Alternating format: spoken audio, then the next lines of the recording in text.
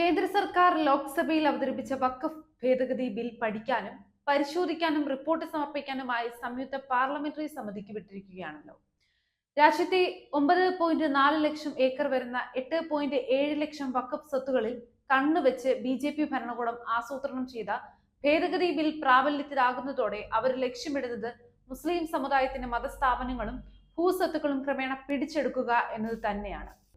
രാജ്യത്തെ എല്ലാ മതവിഭാഗങ്ങൾക്കും അവരുടെ സംവിധാനങ്ങളും മതസ്ഥാപനങ്ങളും സ്വതന്ത്രമായി കൈകാര്യം ചെയ്യാനും അവ നിയന്ത്രിക്കുവാനുമുള്ള അവകാശം ഭരണഘടനയുടെ 26-ാം അനുച്ഛേദം ഉറപ്പു നൽകുന്നുണ്ട്. എന്നാൽ മുസ്ലിങ്ങളുടെ ഇത്തരം അവകാശങ്ങളെ ഇല്ലാതാക്കാനുള്ള ഗൂഢനീക്കമാണ് സർക്കാർ നടത്തുന്നത് എന്നത് സ്പഷ്ടമാണ്.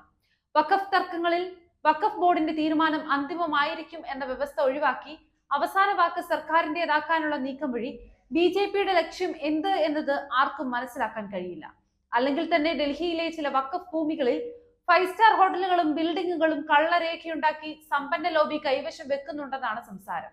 മതപരമായും പാരമ്പര്യമായും രാജ്യത്ത് നിലവിലുള്ള വഖഫ് വ്യവസ്ഥിതികളെ ഇല്ലാതാക്കാനും മുസ്ലിം ന്യൂനപക്ഷങ്ങളുടെ അസ്തിത്വം തകർക്കാനുമുള്ള സർക്കാർ നീക്കങ്ങൾക്കെതിരെ ശക്തമായ നിലപാട് സ്വീകരിക്കാൻ മുഴുവൻ മതേതര വിശ്വാസികളും ജനാധിപത്യ പാർട്ടികളും പ്രതിനിധികളും തയ്യാറാകേണ്ടതുണ്ട്.